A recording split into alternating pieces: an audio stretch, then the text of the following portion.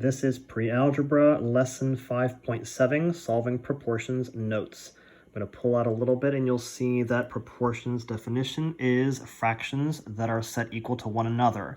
The example I gave you is A over B is equal to C over D. If you then use cross products and you cross multiply, you then see that AD is equal to BC. Those are multiplied, by the way. When we get to example 1 in the notes, I'm circling the cross products, the cross multiplication. So 9 times n and 3.2 times 36 is 115.2.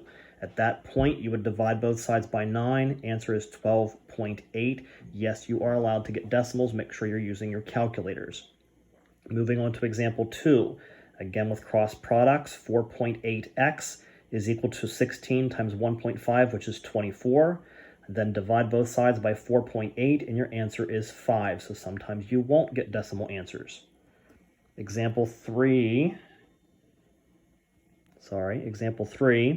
is 20 times A, and 4 times 7, of course, is 28. Cross products one more time, and you divide by 20 and you get 1.4. Now moving on to example 4, 18 times 36 is 648.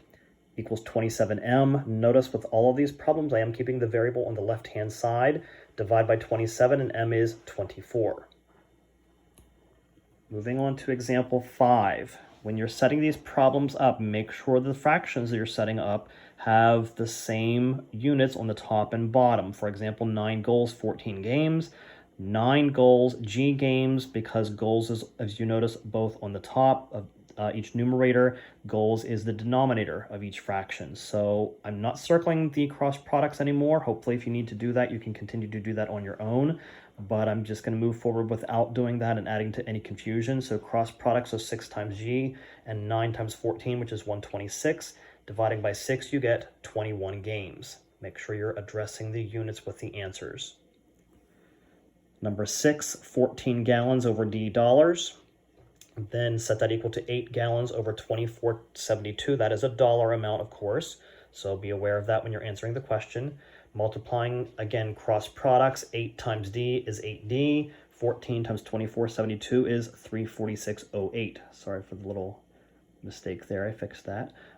Divide by 8. Answer is $43.26. Moving on to number 7.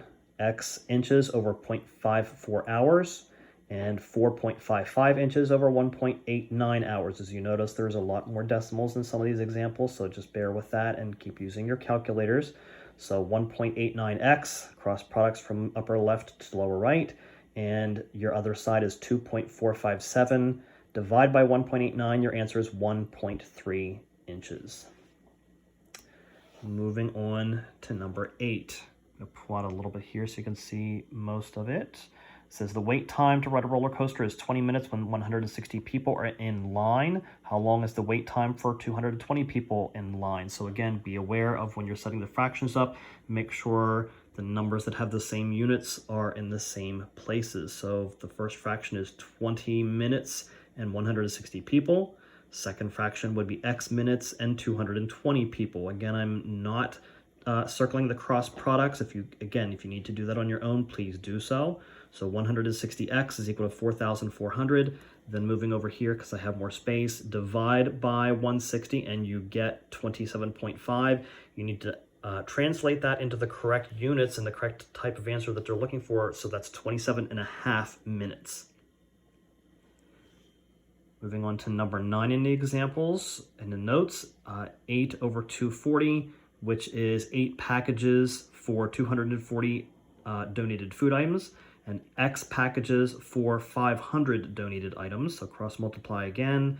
240X is equal to 4,000. When you divide, you get 16.67. Please be aware of questions like this. Make sure you're addressing the fact that this does need to be rounded down because you are talking about numbers of packages. You cannot have a 17th package. You just don't have enough, even though the temptation is to round up. You can't because you're talking about numbers of packages. You have to round down to 16 packages. Number 10's example, architect and having a model for a building, 8 over 22 and 20 over x. Again, cross products, 8x equals 440. Divide by 8, you get 55 feet.